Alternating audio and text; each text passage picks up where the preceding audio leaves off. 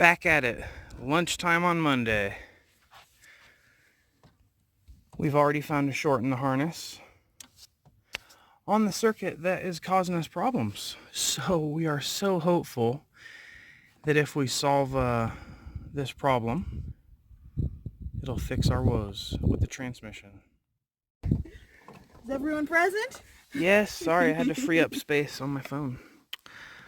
I need a bigger SD card. Okay, so we have been overnight since yesterday, basically, just looking into wiring harness stuff and what's going on and what to look for. We found this burnt one that was obvious because this shielding was always falling down. And yeah, staring us right in the face. So I'm hoping now that we wrap the wires and separate them, everything will be to go. Hold up just 1 second, Bia, before you wrap that. I know I just said you could wrap it, but hey, can you explain again exactly what was happening when you took, or here, maybe we can recreate it. Here, hook up your voltmeter again. I'm going to pull the wires together. I don't know. I was trying to and I couldn't. Well, we'll see. That means it may be lower. We could be fixing nothing. But there's a problem on this wire, no matter what. Okay, so there. Did you see that number flash up? That's weird. See, it's not happening again. But did you see it change, right? Yep. Uh-oh, you're not going to like this answer. It happened when I moved the lower part. Yeah, because you pulled the leads off and made them touch. Oh, there. They're touching. Did you do that? No, I just put them in the thing. This is annoying. That's what always happens anyways. It was up here where they were touching together? Yeah, they were touching right there, but they were in a specific... In very specific winding order and everything. And then, what? Well, oh, there. Right where they're melted and the heat was. Okay, so there's a wire here that you can see it. It's all nasty right there. You see that? Where it was probably closest to this EGR tube and was melting through. And so when you put the positive and negative test leads on resistance settings in these different pins, you're not supposed to get any resistance. It's infinite resistance. It's infinite resistance. And if you get low resistance, that means it's hopping. And that's a problem. So what happened is we saw that, said, that's not good. Cut back the shielding and then spread apart the wires, and the odd reading went away. And so now Mechanic Bianca, back on the job, is going to wrap with auto tape, electrical tape, all three of the wires that are causing the issue and see if it helps anything. The issue with the fuses popping now is so bad that it occurs every time we start the vehicle. We can no longer drive a few miles and have it pop up. It is instantaneous. So we really need to spend the time to get this up. It'll be so nice if it's like a 20-minute fix, Bia. Yep. I really hope it is. I'm crossing my fingers. Trust me on that one. But now that we found the wiring diagrams and stuff, even if this does not fix it, we can find it and eliminate it.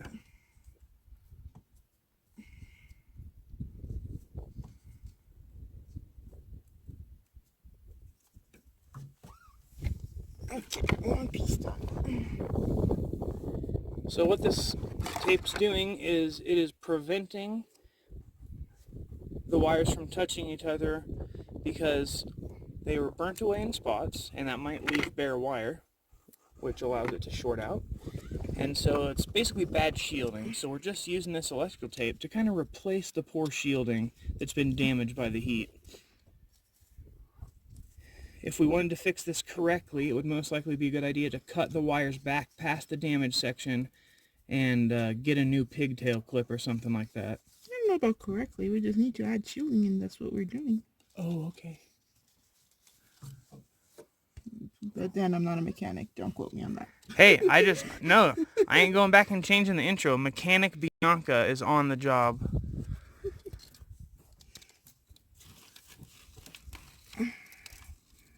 Just remember, there's bad mechanics and good mechanics. And dad mechanics.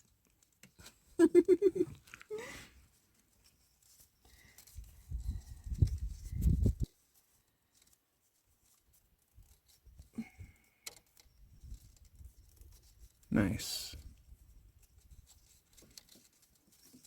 There's no such thing as too much shielding. Nope. Now the next thing we gotta do is we need to go get some like metal zip ties and hold that heat shielding up, or we're gonna be in this exact same spot in like 20 minutes. Might be good to get new shielding because this is, yeah. It works. No, it doesn't do anything at all. It didn't work. That's why we're in this position. Your hands are kind of in the way. Oh, good. Because they're doing something.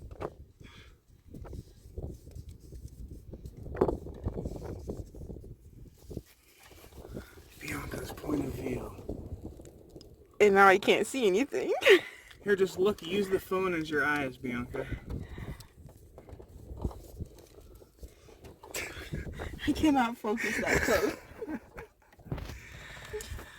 Oh, goodness. I feel like I'm going insane with car maintenance. I'm the one wrapping wire. I know, and it's horrible to watch.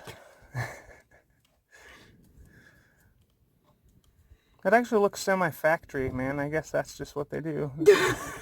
It's sad. Okay. We're gonna have to hit up neighbor Larry, see if he has any metal zip ties or any cool suggestions on how to suspend that. Oh wait, we have tie wire. You want to use some tie wire? Yeah. I think it's right here. I was using it to try to clip some stuff.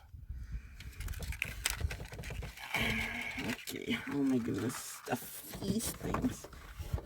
There now.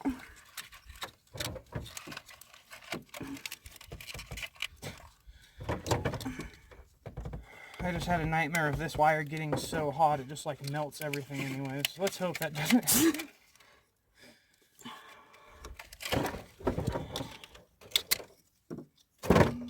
Let's try one at a time.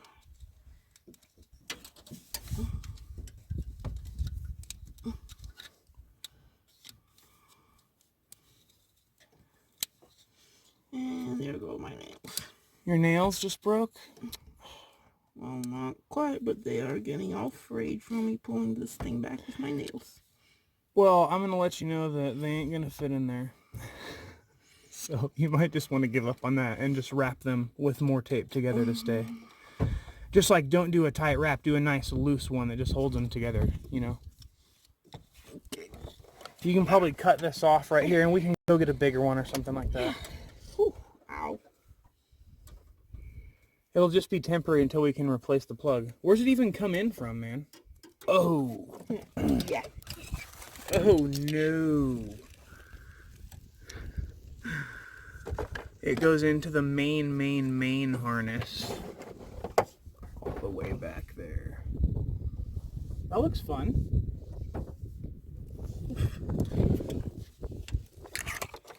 I've already rebuilt one, so it's not fun. Not on this vehicle, but on another, and it's never fun, really. I imagine no matter what vehicle you're rebuilding the harness on, it's just not enjoyable. Until you get it running.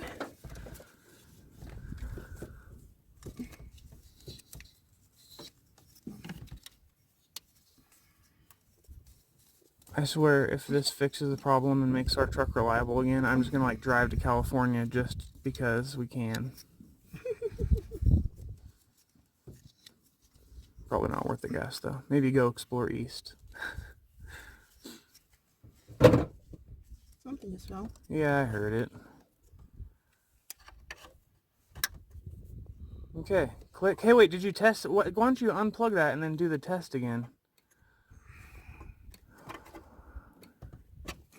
You are a real mechanic. Sorry, that was uncalled for. Mm-hmm. It's a good thing another thing that stabbed me. Oh yeah, the leads that stabbed me with. Well, a light puncture wound anyway.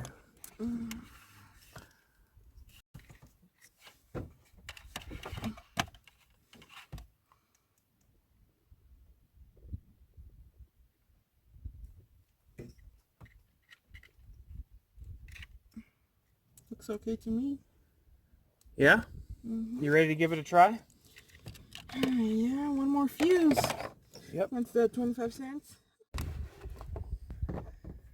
Okay, the harness has been zipped back up. Did you really use just electrical tape to wind it? Yep.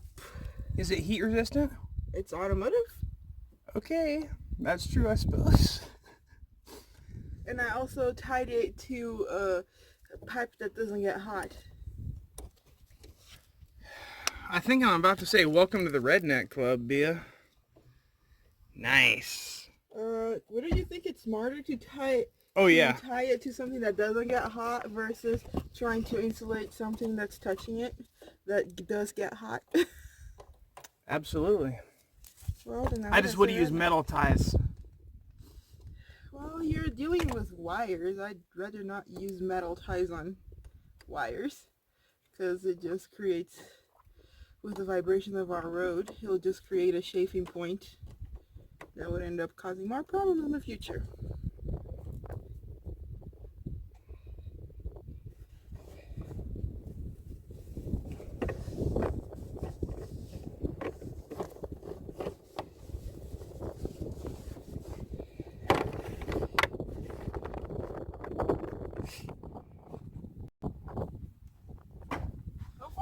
Go for it? Oh gosh, I'm nervous.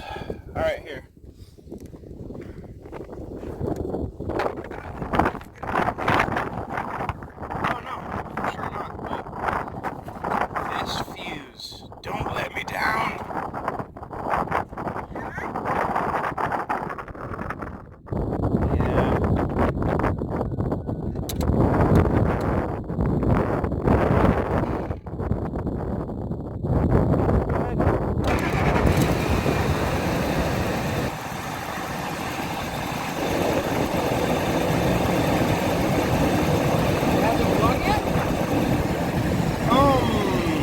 Dare I believe? We have to go driving somewhere, huh? Another test. Please work. Nope, I just heard it pop. Is it blinking?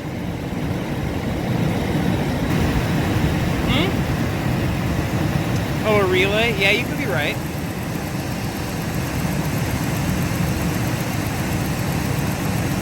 Only one way to find out. Test drive.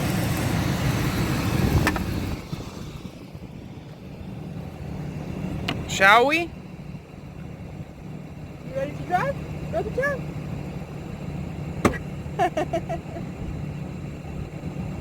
Oh, you're gonna sit there and let us drive to town? I'm sure. Nice try, kid. Nope. The fuse has failed me. It has been blown.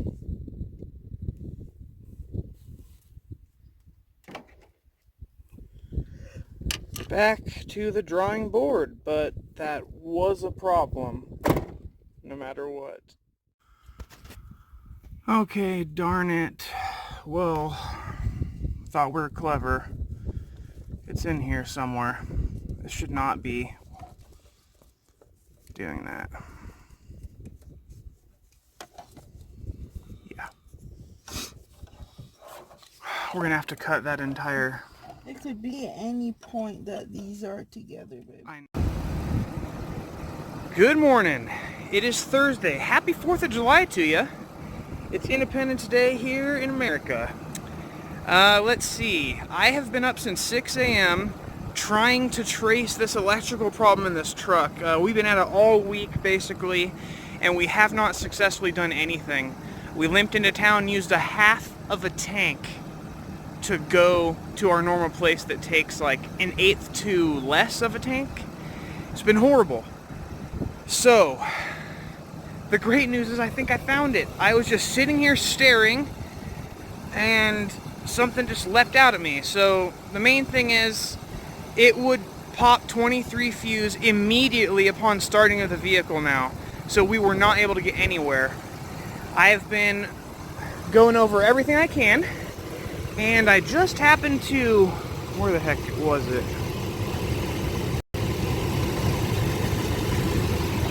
I was looking down here in the AC clutch, and I was told to disconnect everything on the 23 circuit and then see if it pops when that's disconnected or not. There's your problem. Well, I honestly fought with the clip on this thing for 20 minutes and nothing at all. I then just was down here in the wheel well trying to access this clip right here. No dice at all. And I was just sitting here, and then I look down and there's the exhaust manifold.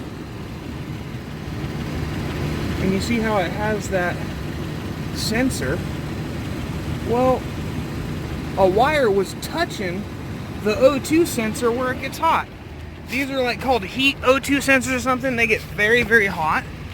And if we go underneath the vehicle, I'll show you. You can maybe already see it, and I'm sorry about the sun. It's coming through cracks in the thing. You see it right there? When we had our exhaust worked on, it is my belief that the mechanic put the harness on the wrong side. It then was left free to be in full contact with the oxygen sensor, which then melted right through that harness. You can see the huge hole there. I unwrapped it and pulled it off of its melted spot on the O2 sensor, and I tucked the wire this way. I then put a new fuse in, turned the truck on, no problem yet. I'm really crossing my fingers. I now have to go do a test drive for sure. I'm so excited about this, man. Electrical problems are a nightmare, and this has completely crippled our vehicle. Whew, here goes the test. Well, let's clear these codes out. Race codes. Yes. Oh, I'm sorry. You need that music to be on? I can't believe it's fixed. I drove all the way to where I get water. Hardly a problem at all. There's a little bit of a miss, which I think is the coilover pack from the intake manifold job we did, which is unrelated to the issues we've been having. Full power. It is a huge relief. It's good. I just couldn't bring myself to pay mechanics to just fish around, you know? Now I should be good to go until the next problem hits. I was thinking about the overheating, talking to Bea about it. It's probably because we were running 4,500 RPM the entire time, you know, because we couldn't shift and we was running second. That's not good. That's why we had the extra heat. You know, your like truck or vehicle runs at like 1,200, 1,500, 1,800 RPM. 4,500 RPM is like 300% that, so that's the problem on the heating side. I'm excited as heck. Getting water, gonna go back home. Enjoy the rest of the 4th. I hope you do. Well, the code reader's doing its job. There's the cylinder that's misfiring. I knew I could feel it. Thank you for pointing me right to where it's at.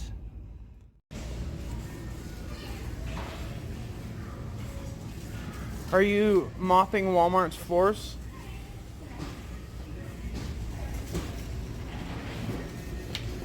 Hey. Hey. Hi there.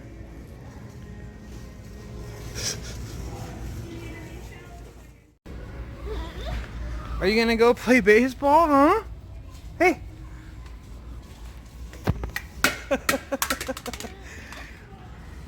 She's even looking at me like this. You want it again? I like it.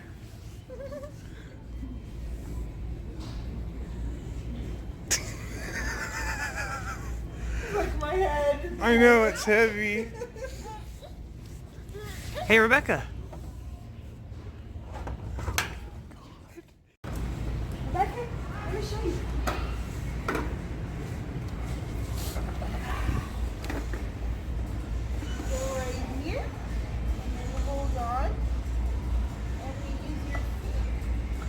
Not tall enough. Yeah. Push her on it.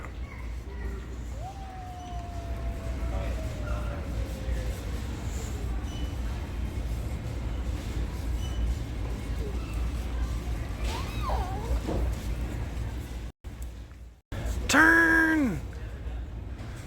I have a feeling like this can go forward. It looks like it can, yeah.